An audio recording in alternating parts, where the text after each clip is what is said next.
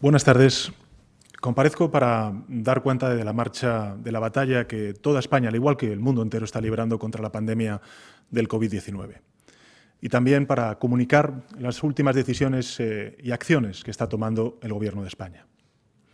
En primer lugar, en estos días, cualquier intervención debe comenzar por un emocionado recuerdo a las víctimas y a los familiares de las víctimas del COVID-19.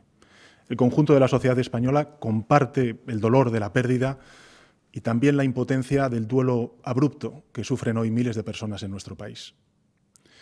Asimismo, quiero lanzar un mensaje de ánimo, de esperanza a los ingresados en los hospitales y a quienes soportáis la enfermedad desde el aislamiento de vuestros hogares. A todos les envío fuerzas y les deseo una muy pronta recuperación. En medio de los abrumadores partes de fallecimientos, hoy hemos recibido la noticia del alta de más de 12.285 compatriotas que se han curado. Muchos de esos pacientes sanados son también personas mayores que pertenecen a los grupos de riesgo y que constituyen un rayo de esperanza. Como saben, la pandemia se ha propagado ya por todos los continentes. Es la mayor amenaza para la salud pública mundial desde la gripe de 1918 y está afectando de modo muy contundente, particularmente contundente, a nuestro continente, a Europa. Europa es ahora mismo el epicentro de la pandemia del COVID-19. Y la Unión Europea, como es sabido, y hay que recordarlo, tiene su origen en el propósito entonces de 6 naciones de evitar la repetición de las 2 guerras mundiales que durante la primera mitad del siglo XX habían estallado en el seno de nuestro continente y que habían extendido la destrucción a toda la orbe. El propósito de evitar una tercera guerra mundial es el germen histórico de la Unión Europea. Y ha tenido éxito en ese empeño en sus casi 70 años de existencia. Ahora Europa se enfrenta a un desafío distinto, que es librar unida una guerra contra un enemigo común que está diezmando la salud de sus ciudadanos, vivan donde vivan, y amenazando no solamente el bienestar social, sino también nuestro progreso económico. La fatalidad ha dibujado un trayecto en el viaje mortal del virus que arranca en Oriente y ahora mismo está situado en Europa, y más precisamente en países como el nuestro, como una de las primeras estaciones de tránsito antes de hacer nuevas escalas, como estamos viendo ya, y esparcirse por todo el mundo. Europa no ha alumbrado este virus. Europa no ha convocado ni ha atraído al virus. Tampoco lo ha hecho ningún país de Europa como es España, tampoco ningún otro país europeo hermano. El virus ha penetrado en Europa siguiendo un viaje aleatorio. Y del mismo modo que esta catástrofe está sometiendo a examen al mundo entero, está poniendo a prueba de modo muy especial al proyecto europeo. Es el momento de mayor dificultad desde su creación y la Unión Europea debe estar a la altura de la coyuntura de las circunstancias y no puede defraudar a sus ciudadanos. Nuestra generación tiene muy presente el recuerdo de la crisis económica de 2008, la demora y las limitaciones que tuvo la respuesta europea a esa catástrofe económica. Esta vez Europa no puede fallar, no debe fallar, porque hasta los países y los gobiernos más europeístas, como es el caso de España, necesitamos pruebas de compromiso real por parte de la Unión Europea. Necesitamos comprobar que Europa escucha y que Europa actúa. Necesitamos contundencia y necesitamos solidaridad. Estas son las 2 ideas que transmití a los líderes europeos en el Consejo que mantuvimos el pasado jueves. Europa, se ha dicho, es cierto, es lenta, pero es segura. Tiene mecanismos demasiado pesados de decisión porque somos muchos países miembros de la Unión, 27, después de la salida del Reino Unido de la Unión Europea. Pero posee también la fortaleza de ser un sistema político transnacional, el más robusto y poderoso del mundo. Así que si Europa quiere, Europa puede. España está reclamando de la Unión decisiones valientes, contundentes, y en concreto estamos demandando, en primer lugar, medidas para combatir la emergencia sanitaria, como por ejemplo garantizar la disponibilidad de recursos sanitarios de primera necesidad cuando un mercado global está siendo tan agresivo como lo estamos viendo y hace en consecuencia difícil acceder a ciertos suministros críticos. Sobre todo estoy pensando en los pacientes de las UCIs o también en nuestro personal sanitario, las fuerzas y cuerpos de seguridad del Estado y el personal de las residencias de mayores. Sin duda alguna, también la coordinación para asegurar la repatriación de todos los compatriotas europeos que quieren volver del extranjero. Y de igual modo, una ciberseguridad común que blinde al conjunto de Estados miembros frente a la desestabilización que generan bulos y ciberataques en estos tiempos de zozobra, de incertidumbre y de mucha angustia social. Algunas de estas medidas ya han sido acordadas y lo celebramos, pero además Europa debe dar una respuesta económica y social unida, porque esta es una catástrofe que nos afecta a todos, que no obedece a fronteras y que, por tanto, necesita de una respuesta económica social unida. En segundo lugar, Europa debe poner en pie, si me permiten la expresión, una suerte de economía de guerra y promover la resistencia y luego la reconstrucción y la recuperación europea. Y tiene que hacerlo cuanto antes, con medidas que respalden pues, el endeudamiento público que estamos asumiendo muchos Estados miembros para poder resolver y hacer frente a esta pandemia. Y tendrá que hacerlo después, una vez superada la emergencia sanitaria, para reconstruir las economías del continente, movilizando una gran cantidad de recursos a través de un plan que hemos llamado, algunos Estados miembros, un nuevo plan Marshall, que habrá de contar con el respaldo de todas las instituciones comunitarias. Desde luego, los españoles hemos protegido Europa, lo hemos hecho cada vez que hemos ido a votar, cada vez que nos hemos manifestado a favor de o el fortalecimiento o el debilitamiento de Europa. Siempre hemos apostado por el fortalecimiento de nuestro proyecto común y ahora le toca a Europa, a la Unión Europea, proteger al conjunto de ciudadanos europeos, a los más débiles y singularmente también a aquellos países que desgraciadamente ahora están sufriendo las mayores consecuencias de la pandemia del COVID-19, como es el caso de España. Esto es lo que les trasladé el jueves al resto de presidentes de los Estados de la Unión Europea y lo repito públicamente al conjunto de los ciudadanos y ciudadanas españoles. Es la hora de la Unión Europea. Europa se la juega. Así que hagamos entre todos que la bandera azul de las 12 estrellas arraigue para siempre en los corazones de los europeos. Europa debe elevarse para siempre y no fortalecer discursos de aquellos que quieren lo contrario, quieren debilitarla, quieren debilitar nuestro proyecto común. El Consejo Europeo no ha sido el único acontecimiento importante que hemos tenido a lo largo de esta semana. Y en todas las reuniones en las que España ha participado, sea, por ejemplo, los consejos europeos o también el G20 que celebramos ese mismo día, el pasado jueves, y que agrupa a las mayores economías del mundo, todos hemos podido comprobar la dimensión mundial, global de la pandemia. El virus, lo hemos dicho en muchas ocasiones, lo sabemos nosotros en primera persona, ni respeta fronteras ni distingue entre gobiernos de uno u otro color político. Conservadores y progresistas de todo el mundo y también en nuestro país de distintos territorios nos vemos antes o después frente a las mismas realidades y frente a las mismas carencias.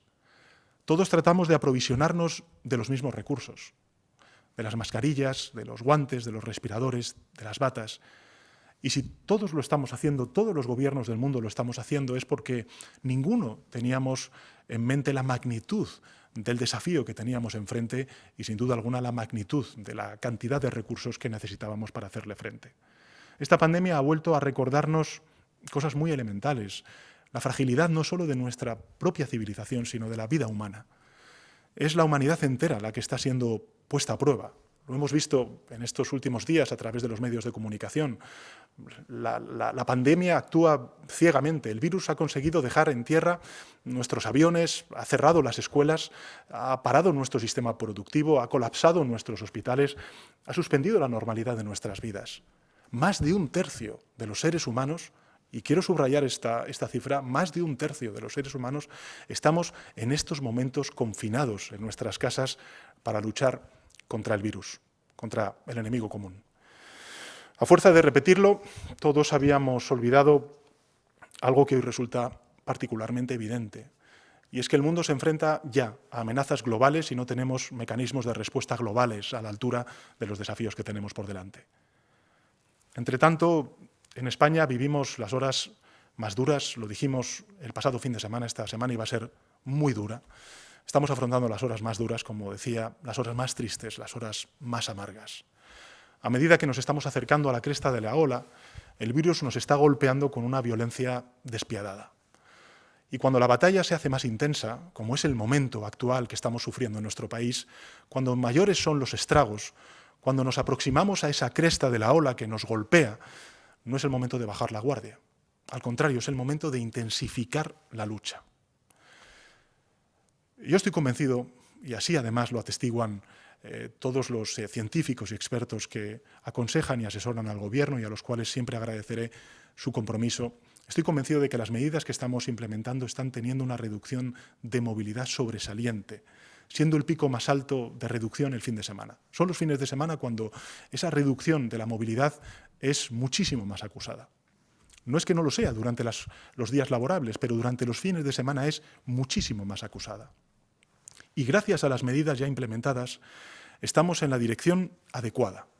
Ahora bien, si somos capaces de extender esa movilidad del fin de semana durante las próximas 2 semanas, precisamente ahora, además que estamos a las puertas de la Semana Santa, venceremos antes al virus. Por eso, quiero comunicarles las recomendaciones que nos han hecho los expertos y siguiendo las recomendaciones que nos han hecho los expertos del Comité Técnico que asesora al Gobierno y tras haberlo comunicado a los agentes sociales, es decir, a los empresarios y a los sindicatos, hemos tomado desde el Gobierno la siguiente decisión.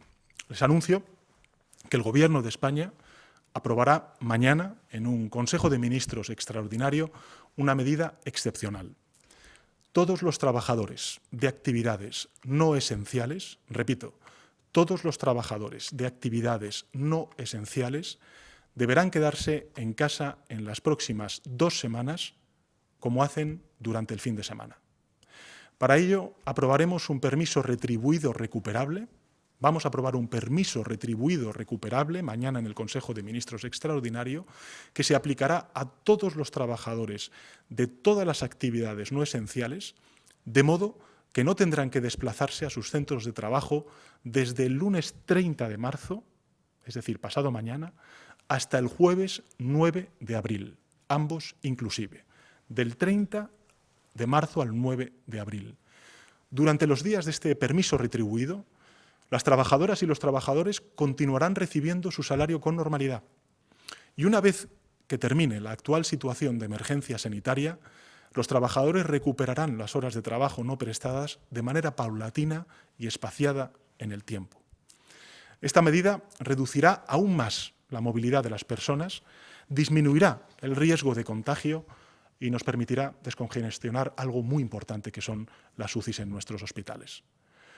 Los agentes sociales son conscientes del enorme esfuerzo de país que todos debemos hacer ahora para combatir el virus y para reconstruirlo después económica y socialmente. Estamos todos unidos frente al virus, en el mayor ejercicio de solidaridad de nuestra historia. Yo estoy convencido de que el diálogo social es y seguirá siendo fundamental en nuestro país. Y esta medida puede ser muy efectiva en nuestra estrategia colectiva frente al virus y la implementamos, como siempre, cuando los expertos nos lo recomiendan y cuando España está, como sociedad, preparada para hacerla cumplir de inmediato, exactamente en el momento adecuado. Espero que pronto, en los próximos días, notemos el efecto de este poderoso esfuerzo colectivo que estamos realizando desde que decretamos por primera vez el estado de alarma y desde que estamos confinados en nuestros hogares. Y que eso signifique que menos personas lleguen a estar infectadas y que lleguen a nuestros hospitales, de modo que nuestros sanitarios, con más tiempo y con más recursos, puedan ejercer con mayores facilidades su labor. Pero, entre tanto, todo lo que puedo ofrecer es sacrificio y resistencia. Sacrificio, resistencia y moral de victoria. Cuando sobreviene una catástrofe de grandes magnitudes, como las que estamos viviendo, son posibles 2 tipos de actitudes. Hay quienes aprovechan para vocear la gravedad de la situación que todos ya conocemos y extender el miedo, y otros trabajan con abnegación. Hay quienes buscan culpables, otros trabajan por las soluciones. Hay quienes fomentan el rencor y la división, y otros trabajan por la unión y la lealtad. Hay quienes se esfuerzan por sacar algún provecho o ventaja, otros se desviven por ayudar. Para mí, uno de los descubrimientos más maravillosos de estas últimas semanas y que además nos está deparando esta catástrofe es que la inmensa mayoría de los españoles y españolas han optado por el trabajo, por las soluciones, por la unión, por la ayuda, por la solidaridad. Que la inmensa mayoría de nuestros compatriotas de todas las latitudes, edades y profesiones estén cumpliendo con su misión y además de la manera ejemplar que lo están haciendo, me parece que dice mucho, mucho de nuestro país, de la grandeza de nuestro país. Cumplen con su misión los niños pequeños, que soportan un encierro que es tan necesario como forzado. Lo están haciendo nuestros escolares, que deben asumir la responsabilidad de estudiar y hacer sus deberes en sus casas. Lo están haciendo nuestros maestros, que se esfuerzan para que nuestros alumnos continúen formándose en estas circunstancias tan extraordinariamente complejas como las que estamos atravesando. Lo están haciendo nuestros jóvenes también, que se aíslan para protegerse, pero sobre todo para proteger a sus seres queridos mayores. Están cumpliendo con su misión, y de qué manera, nuestros sanitarios, y están dando la talla en profesionalidad y también en humanidad muchísimos servidores públicos. Lo están haciendo nuestros militares, lo están haciendo los policías. Rindo un tributo a los guardias civiles fallecidos durante estas últimas horas, durante estos últimos días. Lo están haciendo nuestros agricultores, nuestros limpiadores. En definitiva, los responsables públicos debemos tomar humildemente ejemplo de todos ellos y ellas y cumplir con nuestra misión.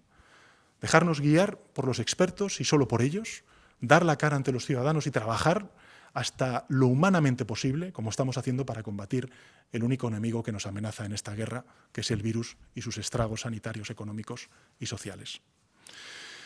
En estos días, cada uno en Europa y en España, en el trabajo, en el hogar, han de elegir entre el cinismo y el compromiso, entre el egoísmo y la generosidad, entre el derrotismo y la moral de victoria. Un día más es un día menos. Un día más para ayudar a vencer una guerra contra un enemigo criminal que arrebata vidas, como estamos viendo, que siembra devastación económica y también desolación humana.